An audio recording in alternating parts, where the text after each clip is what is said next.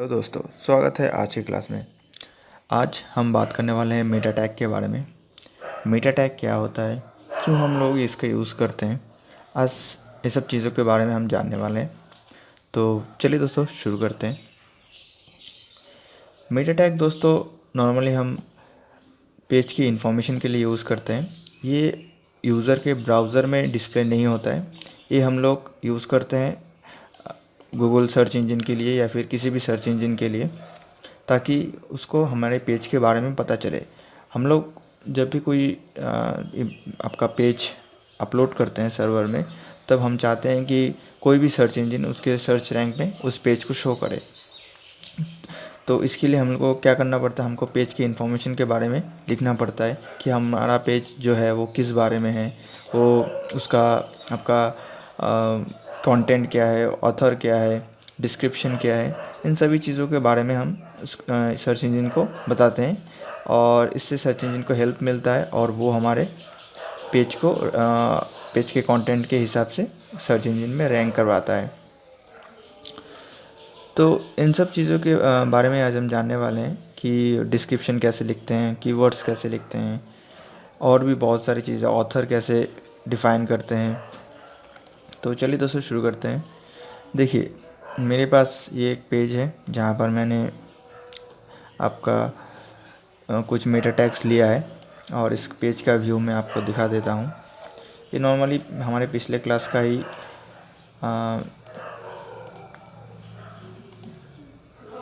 पिछले क्लास का ही आपका पेज है। इसी के रिगार्डिंग हम आगे बढ़ेंगे। तो देखिए, मैंने यहाँ पर क्या किया है, यहाँ पर सबसे पहले मैंने एक डिस्क्रिप्शन लिया है। हम पेज के बारे में लिखा है कि हमारा पेज क्या किसके, इससे मैंने क्या कंटेंट लिखा है इसके बारे में ध्यान मत दीजिए, मैंने जैसे ऐसे ही लिख दिया है। मैं आपको बताना चाहता हूँ कि मेटा टैग के बारे में, मतलब मेटा टैग कौन से एट्रीब्यूट यूज़ होते हैं यहाँ पर, तो इसके बारे में ध्यान दीजिए। यहाँ पर जैसे मेटा टैग, यहाँ पर डिस्क्रिप्शन है, नेम में आपका डिस्क्रिप्शन कंटेंट, अब मैंने जो भी लिखा है ये आपका मैं बता रहा हूँ आपका सर्च इंजन को कि ये कंटेंट हम किस बारे में लिख रहे हैं। कीवर्ड्स डिफ़ाइन करते हैं, इसीलिए जैसे देखिए लिखने का तरीका यही है कि आपका सिंपली मेटा टैग लीजिए और उसमें कोई क्लोजिंग टैग नहीं होगा और उसमें नेम एट्रीब्यूट डालिए और उसमें आपका किस बारे में मेटा टैग यूज़ कर रहे हैं उसके बारे में डालिए। जैसे यहाँ पर मैंने कीवर्ड्स के लिए यूज़ किया है तो मैंने कीवर्ड्स लिखा है और उसके बाद मैं कंटेंट में दूंगा कि क्या क्या कीवर्ड्स मैं डालना चाहता हूँ। जैसे कीवर्ड्स किस लिए यूज़ होता है, कीवर्ड्स आपका यूज़ होता है ताकि यूज़र जब भी पेज को सर्च करेगा, वैसे यूज़र तो आपका साइट, हर एक साइट के बारे में तो यूज़र को याद नहीं रहता, इसलिए यूज़र उसके ज़रूरत के हिसाब से गूगल में सर्च करता है। जैसे कि व्हाट इज़ आई फ्रेम, फिर व्हाट इज़ HTML, कुछ भी ऐसे सर्च करता है। तो हम लोग चाहते हैं कि क्या कंटेंट होगा वो हमें डालना है, मतलब क्या यूज़र सर्च कर सकता है वो हमें इस बारे में सर्च करना है। ताकि जैसे मैं इस पेज को अगर यूज़र को दिखाना है तो मुझे सोचना पड़ेगा कि मैं यूज़र क्या टाइप करेगा कि ताकि मेरा पेज यूज़र को शो हो। जैसे मैंने यहाँ पर HTML टाइप किया तो मैं आपका सर्च इंजन को बता रहा हूँ कि यूज़र अगर HTML टाइप करे तो हमारा ये पेज यूज़र को दिखाओ, अगर आई फ्रेम सर्च करे तब भी हमारा ये पेज यूज़र को दिखाओ। अगर मैं एक और डालता हूँ जैसे what is I frame, sorry Meta tag. देखिए, अननेसेसरी कीवर्ड डालने से कोई फ़ायदा नहीं होता है, क्योंकि सर्च इंजन जब आपके पेज को क्रॉल करता है तो उसको पता चल जाता है कि आपका पेज किस बारे में है। तो अननेसेसरी कीवर्ड मत डालिए। जैसे मैंने यहाँ पर डाला है आई फ्रेम, ये अननेसेसरी है क्योंकि ये पेज तो आई फ्रेम के बारे में है ही नहीं। तो देखिए यहाँ पर अभी मैंने 2 कीवर्ड लिया HTML और वैसे HTML भी आपका नेसेसरी हुआ। व्हाट इज़ मेटा टैग, तो ये सब कीवर्ड होता है ताकि यूज़र सर्च करने पर आपका पेज यूज़र का शो हो। और सेकंड आता है रोबोट्स के बारे में। देखिए, रोबोट डालने का भी सिर्फ सेम ही तरीका है। जैसे मेटा टैग आप लेते हैं, उसमें आपका नेम एट्रीब्यूट डालते हैं जिसमें आप लिखते हैं रोबोट्स। रोबोट्स इसलिए यूज़ होता है, देखिए कई बार ऐसा होता है कि आपके पेज में आपका कोई एडमिन पैनल है जो यूज़र के किसी काम के नहीं लिए काम, मतलब काम का नहीं है, आपका एडमिन पैनल आपका आपके लिए है, क्योंकि आप एडमिन पैनल में लॉगिन करेंगे, कोई भी एडिटिंग वगैरह करना चाहें तो वो एडमिन पैनल पे लॉगिन करने के बाद करेंगे। तो ये आपके काम की चीज़ है, यूज़र की किसी काम की चीज़ की नहीं है, बट आपको उस पेज को मतलब उस फाइल के अंदर रखना है, क्योंकि आपको एडमिन पैनल में लॉगिन करना है। तो आप नहीं चाहेंगे कि यूज़र के उसका एक्सेस हो या फिर यूज़र को वो शो हो। तो आप क्या करते हैं कि सर्च इंजन को बताते हैं कि आप जब हमारे पेज को क्रॉल करेंगे तो हमारा जो ये एडमिन पैनल वाला पेज है इसको आप इग्नोर कीजिए और बाकी पेज को यूज़र को शो कीजिए। तो हम क्या चाहते हैं, वो एडमिन पैनल वाला पेज, मतलब ये सपोज़ मेरा एडमिन पैनल पेज है तो मैं चाहता हूँ इसको गूगल क्रॉल ना करे। तो मैं चाहता हूँ कि गूगल इसको क्रॉल ना करे, तो इसके लिए मैं क्या करूँगा कि यहाँ पर लिखूँगा रोबोट्स, और उसमें कंटेंट में क्या लिखूँगा, कंटेंट में लिखूँगा मैं नो फॉलो। ये नो फॉलो लिखने से क्या कर, गूगल जब इस पेज में आएगा जो देखेगा यहाँ पर रोबोट्स नो फॉलो लिखा है, तो गूगल क्या करेगा, इस पेज को क्रॉल नहीं करेगा, इसको ऐसे एज इट इज़ छोड़ देगा। तो इससे आपका सर्च इंजन में ये वाला पेज कभी नहीं आएगा। तो ये आपका एक अच्छा होता है। और देखिए यहाँ पर मैंने सेकंड लिया है ऑथर, इस पेज का ऑथर कौन है, ये अगर मुझे डालना है तो मैं नेम नहीं लिख सकता, यहाँ पर मुझे लिखना पड़ेगा HTTP-equif। उसके बाद मैंने इक्वल्स देने के बाद डबल कोट के अंदर आपको लिखना है ऑथर, और उसके बाद कंटेंट लिखना है आपको, जैसे आपका ऑथर कौन है, यहाँ पर मैंने तो जिस चैनल का नाम दे दिया है, और यहाँ पर आप डाल सकते हैं अपना नेम या फिर कोई भी। सेकेंड आते हैं मेटा टैग HTTP प्राग्मा के बारे में। प्राग्मा क्या होता है? प्राग्मा बेसिकली आप जब किसी भी सर्वर में आपके साइट को रखते हैं तो यूज़र जब उस साइट को खोलता है तो क्या होता है कि ब्राउज़र उस साइट का कुछ कुकीज़ अपने पास रख लेता है, लोकल में सेव कर लेता है, ताकि नेक्स्ट टाइम जब आप उस पेज को खोलेंगे तो वो पेज जल्दी लोड हो। इसी वजह से वो अपने यहाँ पर कुछ कुकीज़ वगैरह सेव कर लेता है। बट प्राग्मा अगर आप यूज़ करेंगे तो वो चीज़ नहीं होगा, मतलब आपके लोकल मशीन में कोई भी, मतलब यूज़र के लोकल मशीन में कोई भी कुकीज़ सेव नहीं होगा। इसका एक फ़ायदा ये है कि आप फ़ायदा भी है, एक नुकसान भी है। फ़ायदा ये है कि आपका जब भी पेज लोड होगा वो एकदम अपडेटेड वर्जन वाला लोड होगा, मतलब आप कुछ पेज में एडिटिंग वगैरह करते हैं तो वो जब पेज खोलेगा तो उसको अपडेट वाला पेज मिलेगा, क्योंकि वो पेज डायरेक्ट सर्वर से ओपन हो रहा है, उसके लोकल मशीन में तो सेव नहीं हुआ है, तो इसकी वजह से वो अपडेट वाला पेज उसको मिलेगा। बट इसका एक नुकसान ये है कि वो जब भी पेज लोड होगा वो सर्वर से लोड होगा, वो लोकल मशीन से नहीं होता है, तो इसकी वजह से उसको थोड़ा स्लो होता है। मतलब अगर पेज आपका थोड़ा बड़ा है तो वो पेज जब लोड होगा तो उसको हर बार सेम टाइम ही लगेगा लोड होने में। अगर पिछली बार भी 10 सेकंड लगता है तो सेकंड टाइम भी उसको 10 सेकंड ही लगेगा लोड होने में। बट अगर कुकीज़ सेव होता है तो क्या होता है कि वो पेज 5 सेकंड में भी लोड हो सकता है या फिर 4 सेकंड में भी लोड हो सकता है। तो ये चीज़ प्राग्मा यूज़ करने से नहीं होता है, तो इसका एक फ़ायदा भी है, एक और नुकसान भी है। थर्ड हम देखते हैं कि थर्ड नहीं, कितना सारा हम देखें, 1 2 3 4 5 6, अभी 6 नंबर में है आपका व्यू पोर्ट। व्यू पोर्ट हम नॉर्मली किस लिए यूज़ करते हैं?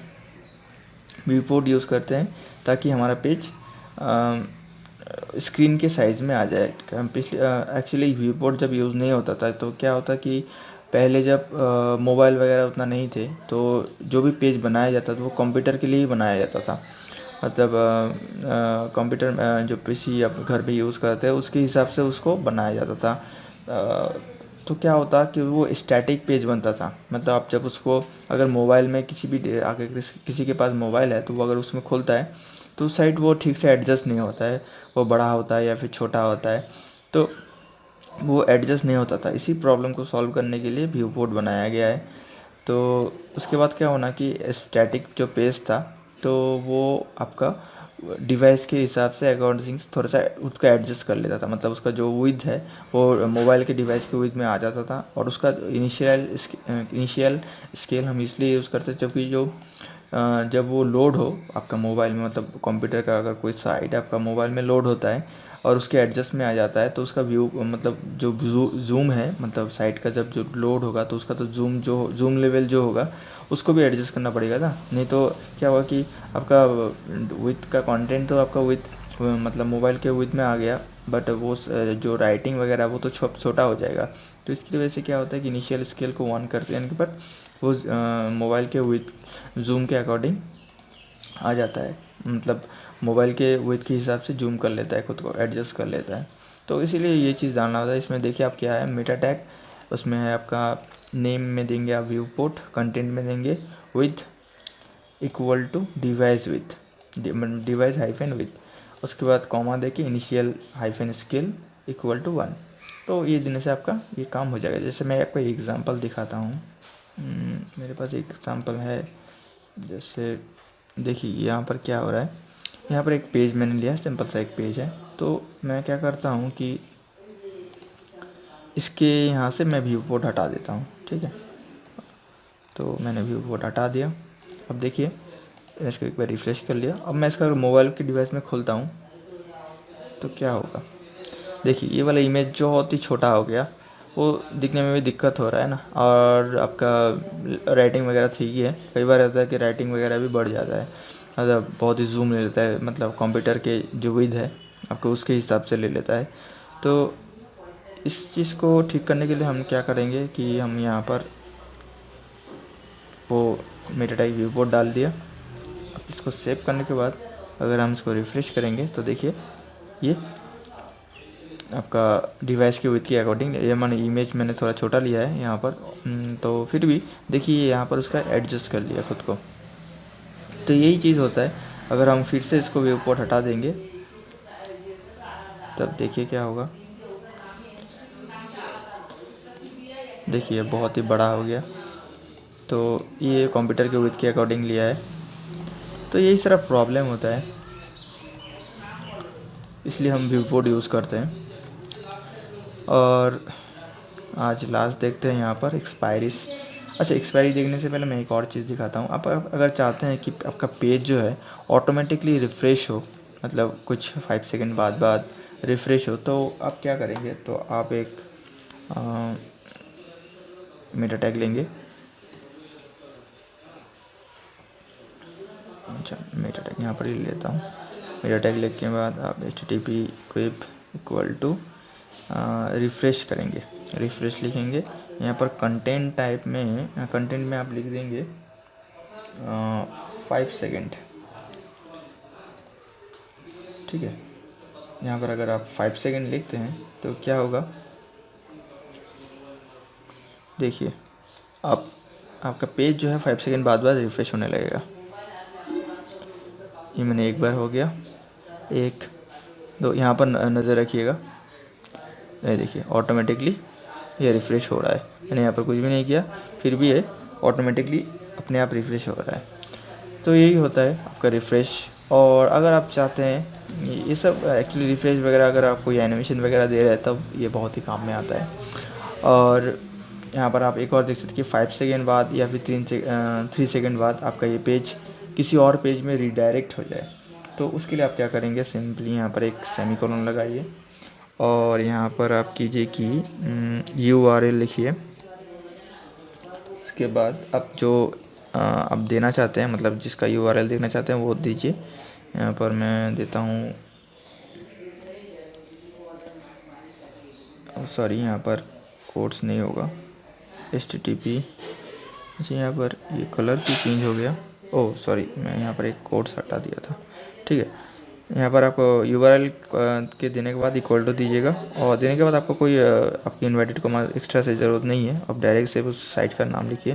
जैसे मैं एक साइट गूगल देखता हूँ जी, www.google.com, ओके। गूगल स्पेलिंग मैंने रॉन्ग किया है, ठीक है। अब देखते हैं इसको, देखिए ये क्या हुआ कि हमारा पेज 3 सेकंड बाद, क्योंकि हमने तो 3 सेकंड बाद करके रखा था ऑलरेडी, तो इसकी वजह से ये डायरेक्ट उस पेज में रीडायरेक्ट हो गया। मैं एक बार फिर से पेज को खोल लेता हूँ। कहाँ गया?